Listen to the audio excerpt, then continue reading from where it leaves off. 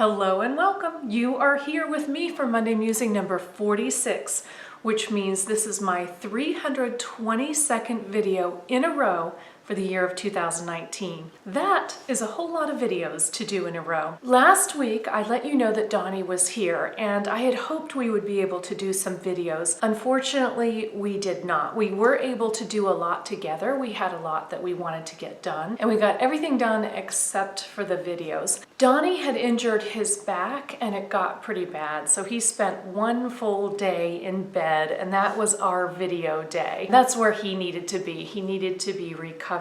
He does a lot of moving of things all the time because he has his cases and he has all the stuff. He does a lot of traveling, a lot of sitting in a truck and, moving from place to place, and none of that is good for his back at all. So every once in a while, he needs a little break, and I'm glad he took it. Those of you who are not YouTubers may not know about this big change coming to YouTube. It has to do with COPPA, which is COPPA, the Children's Online Privacy Protection Act. And this was the week where we each needed to state whether our channels and our videos are made for children. We officially had to state it. Of course, mine is not. What this is about, because some people have been confused about it and said, wait a minute, people advertise to children all the time. They've always done that, even going back to Saturday morning cartoons, and they do. The difference is what YouTube was doing was knowingly advertising to children and gathering children's watching information and using that to advertise back to them.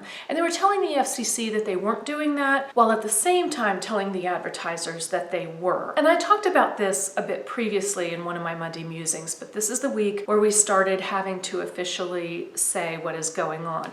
The changes will occur January 1st. You may notice a lot of changes. I already have. There are certain family channels that have shut down. There are children's channels that have shut down. It isn't that they can't advertise at all, but they won't get as much money because they won't be able to do the targeted ads. A lot of people have found that it's just not worth it. Furthermore, if you have a channel geared toward children, the comments will be deactivated. I know for me anyway, if there were no comment section, I would not do videos because that's the way we communicate with each other. It wouldn't be any fun for me if I were not able to communicate with you. I mean, and communication is two-way. So if I were just talking to you and you weren't commenting back, that wouldn't work for me, and it doesn't work for a lot of people. The interactive nature of a channel is important. So next year there may be a lot of changes. It's going to be interesting to see how YouTube evolves. They've taken away kind of both ends of it. You can't have the adult channel, and I didn't really follow that much, but if you have a lot of probably nudity and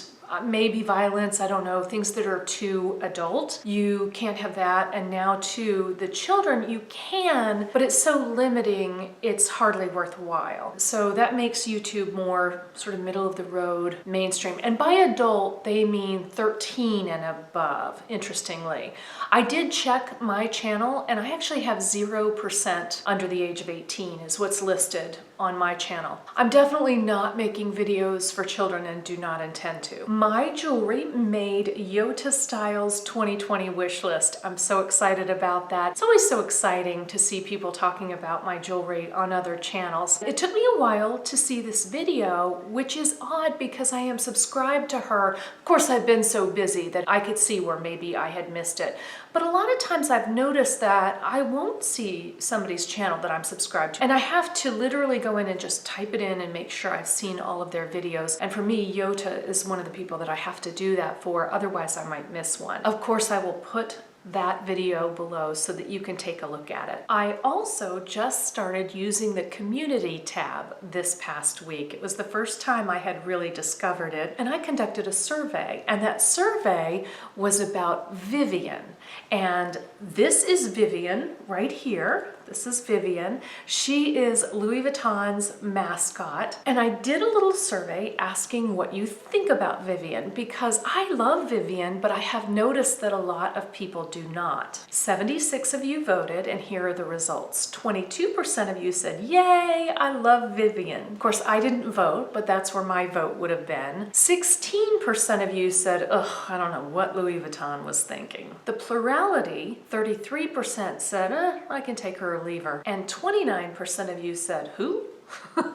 Which is fair. Vivienne is relatively new to Louis Vuitton. She has been there since 2017. I did look to see if Louis Vuitton had ever had a mascot in the past, and I could not find one. When Louis Vuitton does the little Vivienne mascot carved out of wood or in some such way, especially on a little chain, she does remind me a little bit of Fendi Monsters or Fendi doing Karl Lagerfeld especially. I don't know if it was a response to that, but it does give me a little bit of that feel.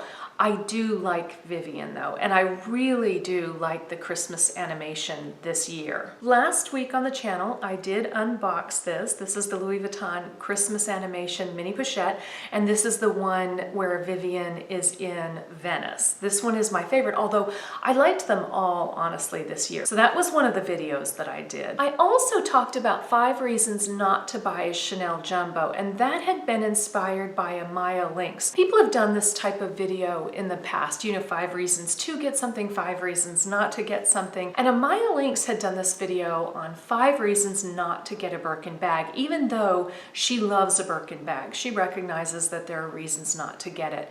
And she invited other people to do a similar video on a bag they had. I did mine on the Chanel Jumbo, and I have debated whether to keep mine. I sold a double flap, which I don't like at all. I do like the single flap, but there are issues with it that I talk about there, and I'm debating whether to sell it. I really am taking a look at my entire collection and debating what to do, what to sell. There are some other bags that I would like to have, but I would also, before I buy other bags, I think I would like to prune down my collection again because I do have quite a number of bags. I also did Chic Professor's Bag That Best Represents Me tag, and that was my Shiatsu Chen jade handled hobo that you may have seen on this channel before. That was such an interesting video because when Jessica tagged me, I thought, I have no idea what I'm going to do.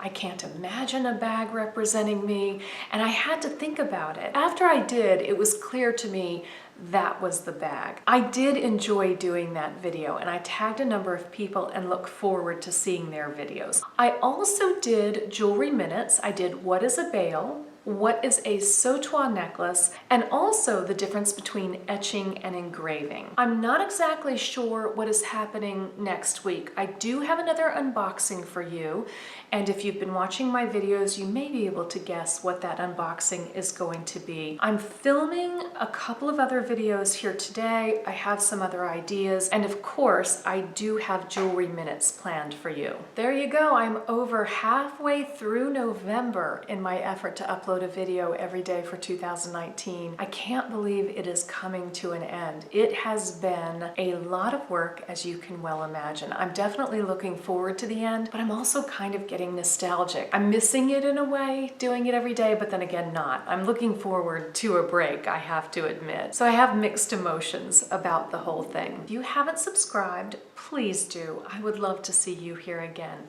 Until tomorrow.